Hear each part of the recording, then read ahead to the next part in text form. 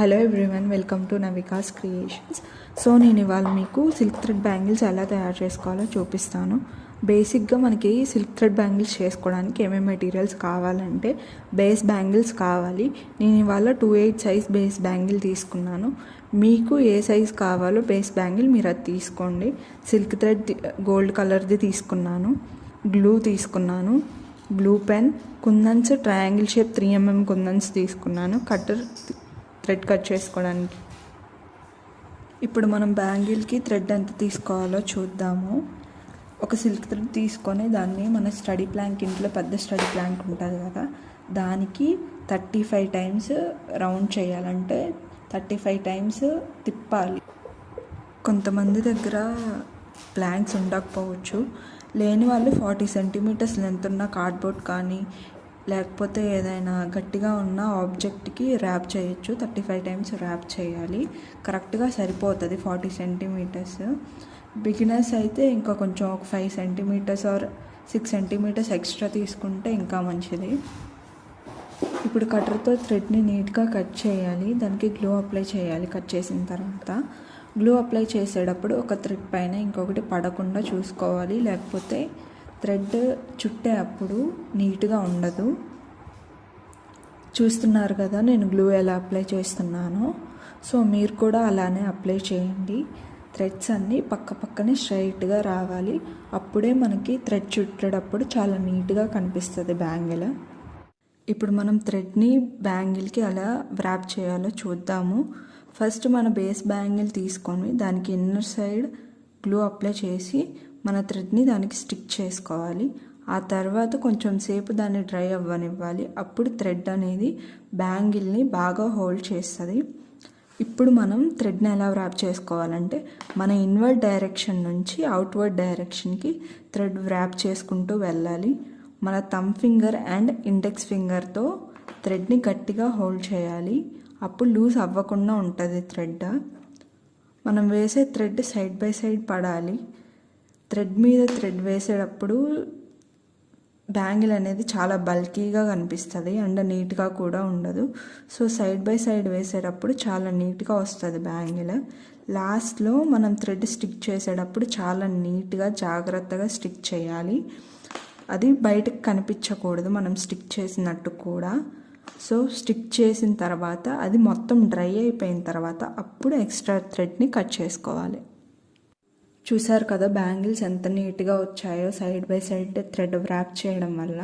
మీరు side thread అలా wrap చేస్తేనే మీకు అంత నీట్గా వస్తాయి, లేకపోతే లావుగా వస్తాయి బ్యాంగిల్స్, అంత నీట్గా ఉండవు చూడడానికి. ఇప్పుడు గ్లూ పెన్తో మనం గ్లూ స్టిక్ పెన్తో గ్లూని స్టిక్ చేసుకొని మన బ్యాంగిల్కి గ్లూని అప్లై చేయాలి. మీరు అనుకోవచ్చు గ్లూ ఏంటి అంత అప్లై చేశారు బ్యాంగిల్కి అని. మనం గ్లూ అంత అప్లై చేయకపోతే కుందన్స్ అనేవి ఊడిపోతాయి, గట్టిగా స్టిక్ అవ్వవు బ్యాంగిల్కి. సో మీరు కూడా గ్లూ ఎక్కువ అప్లై చేయండి. ఇప్పుడు మనం ట్రయాంగిల్ షేప్ 3mm కుందన్స్ని స్టిక్ చేసుకోవాలి. నీట్గా గ్లూ అప్లై చేసిన దగ్గర సైడ్ బై సైడ్ పెట్టాలి, ఎక్కడ గ్యాప్ ఇవ్వకూడదు. సైడ్ బై సైడ్ అడ్జస్ట్ చేసుకుంటూ కుందన్స్ని నీట్గా పెట్టుకుంటూ వెళ్ళాలి.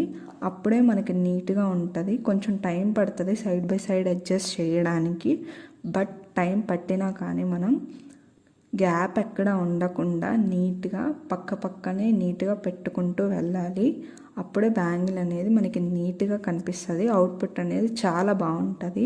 మీరు ఎక్స్పెక్ట్ చేసిన అవుట్పుట్ అప్పుడే వస్తుంది నీట్గా, కొంచెం ఓపిక్గా పక్కన పెట్టుకుంటూ వెళ్తేనే. సో చూడండి ఎంత నీట్గా వస్తుందో బ్యాంగిల్ అవుట్పుట్ అనేది.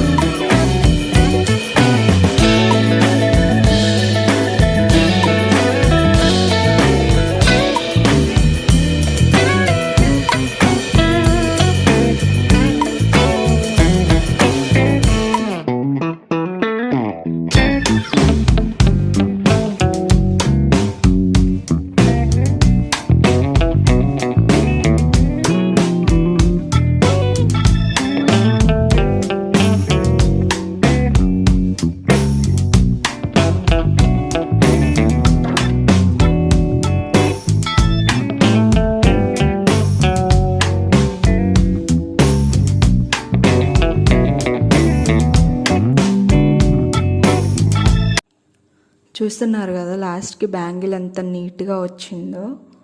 సో మీకు ఈ వీడియో నచ్చినట్టయితే please do like, share, comment and subscribe to my channel. Thank you.